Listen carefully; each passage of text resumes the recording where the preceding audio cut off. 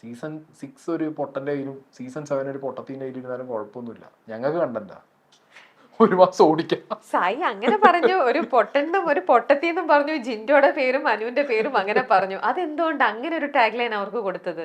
Season 6 ഞാൻ അനുഭവിച്ചതാ. അതിനകത്ത് നമുക്കറിയാലോ അയാൾ എങ്ങനെയായിരുന്നു എന്നുള്ളത്. നാട്ടുകാർ അവിടെയും പറ്റിക്കപ്പെട്ടു, ഇവിടെയും പറ്റിക്കപ്പെട്ടു. 2 സീസണായിട്ട് നാട്ടുകാർ PR-ന്റെ ചതി പോയി കുടുങ്ങി പറ്റിക്കപ്പെടുകയാണ്.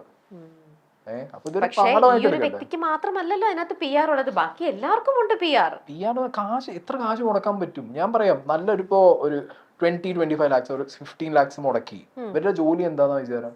പാരലലി അപ്പുറത്ത് ഹിന്ദി PR ഇത് നടക്കുന്നുണ്ട്, ഹിന്ദിയല്ല തമിഴ് നടക്കുന്നുണ്ട്.